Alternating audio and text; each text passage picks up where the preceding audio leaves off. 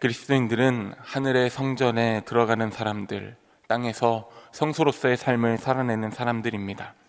성소로서의 삶은 서로 돌아보아 사랑과 선행을 격려함으로 우리의 사귐 속에 거하시는 하나님을 나타내는 삶입니다. 우리의 사귐, 우리의 만남이 하나님께서 거하시는 성소가 되기에 우리는 예배당에서의 일시적인 순간을 넘어 일상의 모든 삶의 터전에서 우리가 관계하는 가족과 이웃을 비롯한 모든 만남 속에서 하나님과 함께하는 삶, 성소로서의 삶을 살아낼 수 있습니다. 우리는 사랑과 선행을 격려하는 그리스도인들의 모임을 이루어가는 사람들이어야 합니다. 너와 나 사이의 관계 속에, 우리와 우리 사이의 연결 속에 함께 하나님의 성전을 세우고 예배당에서뿐만 아니라 흩어져 살아가는 곳에서 또 다른 성전을 이루며 살아가는 것, 그리하여서 서로 돌아보아 사랑과 선행을 격려하는 일, 그것이 자신을 내어주는 사랑으로 우리를 영원히 온전하게 하신 하나님의 뜻임을 히브리서 10장은 계속해서 말하고 있습니다. 우리가 계속해서 나누는 히브리서 10장의 마지막 말씀은 이제 성소로서의 삶으로 단번에 자신을 내어주신 사랑으로 온전하게 된 삶으로 걸음을 내딛는 믿음의 사람들에게 담대한 삶의 걸음을 지속해 줄 것을 요구합니다. 오늘 본문이 히브리인 공동체, 그러니까 유대인이면서 그리스도인으로 세상을 살아가는 이들에게 담대한 걸음을 권면하는 여러 이유가 있습니다. 흔히 우리가 초대교회라 부르는 1세기 그리스도인들, 특히 히브리서 독자들의 상황은 우리가 오늘 읽은 본문을 통해 보다 자세히 알 수 있습니다. 당시는 다종교 사회를 넘어서 한 도시에서 그 지역의 수호신과 주변의 신들, 그리고 신정과 신전을 이루는 많은 사람들의 연결이 있었습니다. 그리고 그 연결이 삶을 살아가기에 굉장히 중요한 시대였습니다.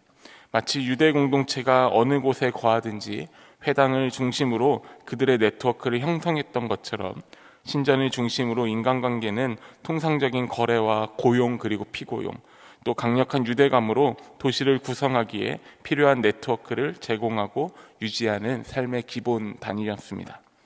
이러한 상황에서 지난날의 삶의 모든 네트워크를 저버린 채 그리스도인으로 세상을 살아가는 자들의 삶은 어떠한 현실을 마주해야 했을까요?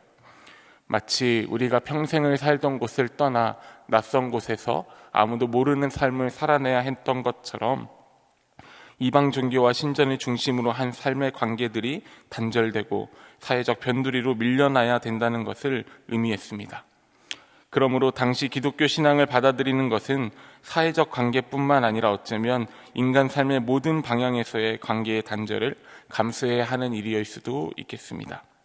이런 현실 속에서 오늘 본문은 살아계신 하나님을 배반하지 않아야 할 것을 강하게 권면하고 있습니다. 오늘 본문은 심판과 권면의 말씀을 통해 새 언약의 은혜를 맛본 자로서 마땅히 살아가야 할 삶의 자세가 무엇인지에 대해 우리에게 질문하고 있습니다. 유대 그리스도인들은 앞에서 말씀드린 삶의 터전에서의 관계의 단절을 감수해야 하기에 어쩌면 이방인들이 복음을 받아들여 담대한 삶을 살아가는 것보다 더 어렵고 보다 더 큰 용기가 필요한 일이 될 수도 있었습니다.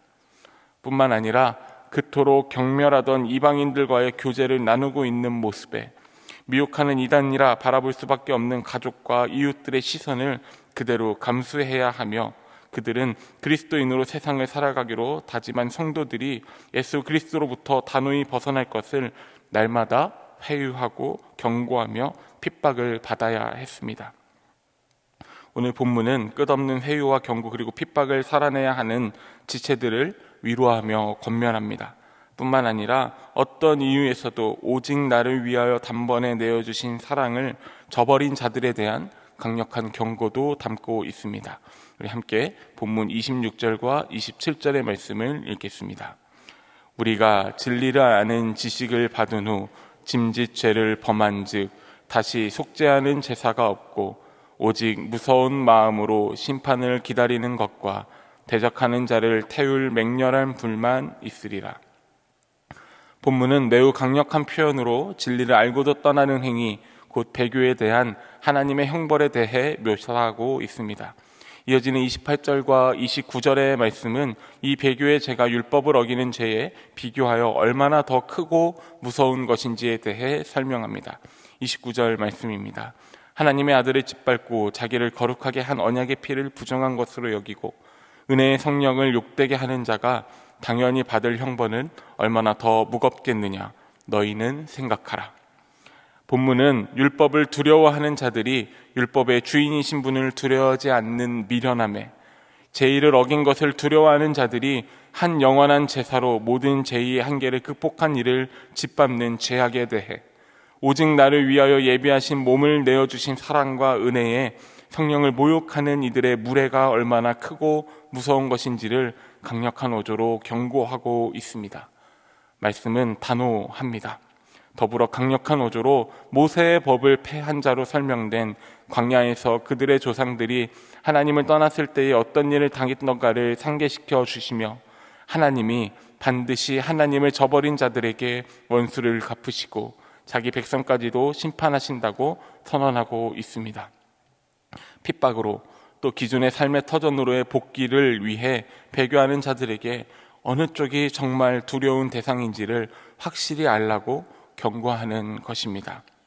무엇이 더 두려운 것인지를 아는 것은 무엇이 더 크신 분임을 깨닫는 것과 같은 이치입니다. 오늘 저와 여러분의 삶은 어떻습니까? 성소로서의 삶으로 초대받아 일상과 예배의 자리의 삶에 구분이 없어야 함에도 불구하고 성소로서의 삶으로 초대받아 내가 딛고 살아가는 세상 속에서 하나님의 함께하심을 나타내야 하는 사명을 살아내야 함에도 불구하고 하나님이 아닌 다른 것으로 내 삶을 채우려는 관계와 상황에 따라 하나님이 멀리 계신 것처럼 하나님이 지금 내가 하는 말과 나의 행동을 듣지도 보지도 못하시는 것처럼 살아갈 때가 있지는 않으십니까? 우리 삶에 가장 귀한 것이 무엇이며 그 어떤 관계와 상황보다 나를 온전하게 하시는 이와의 관계가 내 삶의 가장 중요한 관계임을 기억하는 오늘 하루가 되기를 소망합니다. 본문 32절부터 34절까지의 말씀을 함께 읽겠습니다. 전날에 너희가 빛을 받은 후에 고난의 큰 싸움을 견디어낸 것을 생각하라. 혹은 비방과 환난으로서 사람에게 구경거리가 되고 혹은 이런 형편에 있는 자들과 사귀는 자가 되었으니 너희가 갇힌 자를 동정하고 너희 소유를 빼앗기는 것도 기쁘게 당한 것은 더 낮고 영구한 소유가 있는 줄 알미라. 32절 말씀은 예수님을 영접한 유대인들은 이미 큰 고난과 싸움을 견딘 사람들이라 말합니다. 그들은 비방과 환난을 당했고 또 갇힌 자들의 편에 섰으며 소유를 빼앗기는 가운데에서도 신앙을 지켰던 사람들입니다. 하나님 앞에 드릴 것이 연약한 육체와 상한 심령이며 제약된 고백뿐임에도 반복되는 우리 부족을 한없는 은혜로 채우시는 사랑을 경험한 사람들, 많은 소유와 높은 지위로 내 삶의 안정과 평안을 지킬 수 있다 말하는 세상 앞에서 모든 삶의 순간을 가장 낮은 곳을 향해 걸으셨던 예수님의 걸음을 따라 걸은 사람들, 그리고 그 길을 걷는 삶의 기쁨을 샬롬이라 여긴 삶을 살아냈던 사람들, 그를 닮은 삶을 살아내는 것을 조롱과 핍박의 대상으로 여긴 세상 앞에서도 하나님을 모신 삶, 성소로서의 삶을 포기하지 않고 살아낸 사람들, 본문은 그들이 담대할 수 있던 이유가 그들에게 더 낮고 영구한 소유가 있음을 알았기 때문이라고 말하고 있습니다. 더 나은 그리고 영원한 소유가 우리에게 있습니다. 고됨이라 여긴 길일지라도 담대히 걸어가는 자들에게 더 나은 것이 있습니다. 비반받는 길이요 환난이요 조롱의 대상이 되는 걸음이라 할지라도 처참한 삶의 터전을 살아가는 이들의 옆자리로 걸어가는 이들에게 더 나은 것이 있습니다. 그리고 그 더 나은 것은 한순간의 기쁨으로 끝나는 것이 아니라 연구한 것이라 하나님께서 말씀해 주십니다. 사랑하는 성도 여러분, 날마다 더 나은 것으로 영구히 부어주시는 하나님의 은혜가 우리에게 있습니다. 더 낮고 영구한 것을 사모할 때 우리 삶에 위로가 있습니다.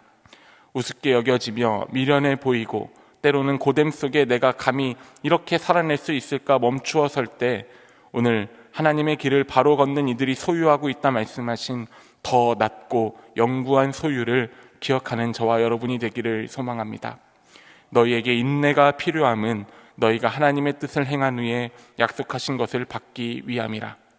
더 낮고 영구한 소유를 의지하며 흔들림을 견디어내는 것, 더 낮고 영구한 소유를 기억하여 오래 참음으로 기쁨을 이겨내는 것, 그것이 우리가 의지하고 따르는 진리를 사랑하는 길인 줄로 믿습니다. 본문은 그런 인내로 믿음을 지켜낸 자들에게 37절 말씀처럼 잠시 잠깐 후면 오시리가 오시리니 지체하지 아니하시리라 위로합니다. 태초 이전부터 우리를 향한 사랑과 계획을 멈춘 적 없으신 하나님의 걸음이 우리에게로 향하고 있습니다. 영원한 시간의 축복을 우리의 잠시 잠깐의 괴로움과 우리의 잠시 잠깐의 고됨과 우리의 잠시 잠깐의 흔들림이 가로막을 수 없습니다. 무엇이 더 낫고 영원한 것인지를 알고 살아가고 있기 때문입니다. 그렇기에 본문은 성소로서의 삶을 기꺼이 나선 우리를 믿음으로 말미암아 사는 삶이라 칭하고 있습니다. 사랑하는 성도 여러분, 오늘 우리의 괴로움이 끝나지 않은 것 같지만 잠시 잠깐이라 말씀해 주십니다. 어떻게 감당해야 할지 도무지 알지 못하는 인생의 현실 앞에서 하나님의 더 낫고 영원한 위로가 있다 말씀해 주십니다. 그러니 조롱이라 여겨지며 핍박이라 여겨지며 환난이라 여겨지는 우리 삶의 현실 속에서도 하나님을 붙잡고 샬롬을 노래하는 삶의 걸음을 멈추지 않고 담대히 걸어가는 오늘 하루가 되기를 소망합니다. 특별히 그 걸음 속에 우리 주위에 허락해 주신 연약한 상태로, 부족한 상태로, 아픈 몸으로 함께하고 있는 이웃들의 손을 붙잡아 줄 수 있는 성소로서의 삶이 되는 오늘 하루가 되기를 소망합니다.